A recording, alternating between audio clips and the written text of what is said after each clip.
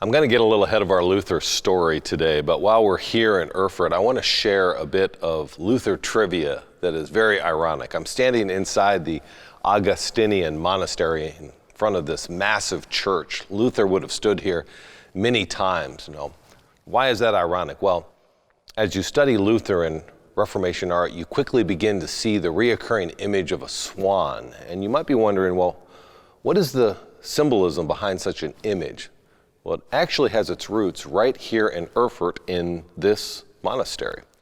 As you now know, Luther became a monk in the Augustinian order. As an Augustinian, he would have had his ordination as a priest right here in this monastery, and he would have given his first Mass here in this church in Erfurt in 1507. However, before he began his service as a monk, he would have been required to give allegiance both to God and the Augustinian order. Now, what is most ironic is that he would have done that here in the church by laying prostrate on the stone slab in front of that altar. It is actually the burial place of Johannes Zacharias, the bishop of Erfurt and the chair of theology for the university. Now, you might be thinking, well, why is that important and why is that ironic? Well, Zacharias was born in 1384 and he lived until 1428. He was trained at Oxford and he served here in Erfurt. However, his greatest legacy was the role he played at the Council of Constance in Germany.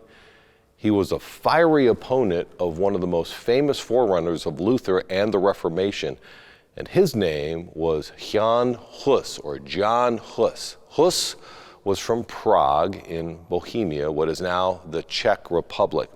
And he served at the Bethlehem Chapel in Prague. And he was charged with several crimes as a pastor against his church. The first of which was that he preached in the Czech language rather than in Latin. He also refused to wear the clerical garb of the medieval church because he believed it contributed to the separation between the clergy and the laity. And he was also in favor of congregational singing, and he desired the reform of the church. And believe it or not, Hus was told to stop, but he refused, and he was summoned to the Council of Constance.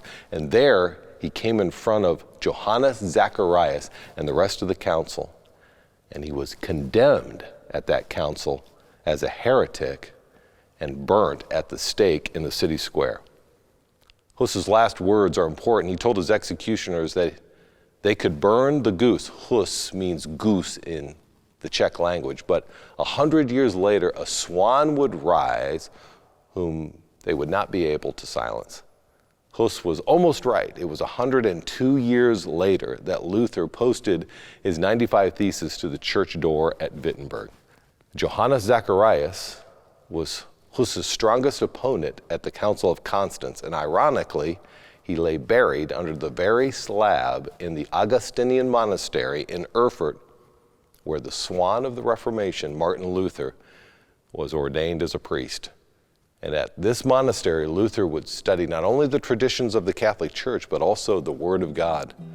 And out of that study, the Reformation would begin, and the swan would rise.